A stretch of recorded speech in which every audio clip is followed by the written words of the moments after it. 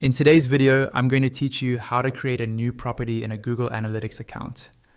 By the end, you'll have a fresh GA4 property, a web data stream, and the tag details you'll need to verify your setup.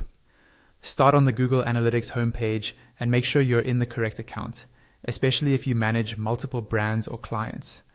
In the lower left corner, open the admin area, the gear icon. This is where all account and property level settings live. So any changes you make here affect data collection and reporting. In admin, choose create, then select property. This begins a brand new GA4 property, separate from any existing ones.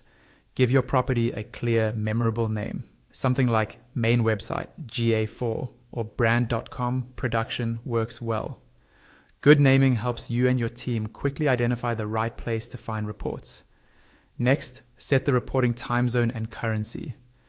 Pick the time zone where your primary business operations occur and select the currency you use for transactions or reporting. These settings shape how your data is aggregated and displayed, so choose carefully to keep metrics aligned with your business context. Click. Next to continue. You'll see business details such as industry category and business size. Fill these in as accurately as possible. While they don't change what data is collected, they do influence recommended features and default report experiences tailored to your type of business.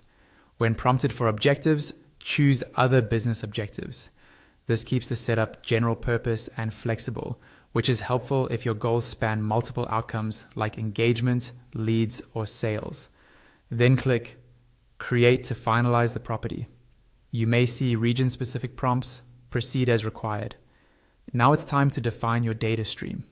Choose web as the platform, since we're setting up a website stream. Give the stream a descriptive name so it's easy to recognize later.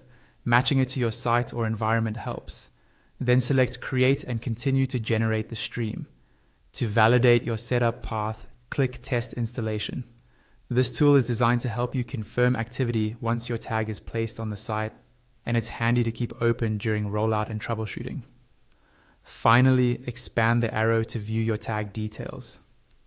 Here you'll find the information used by common implementation methods, such as a measurement ID for direct tagging or for use in a tag manager. Keep these details handy. They're your reference point for verification and future configuration. That's it.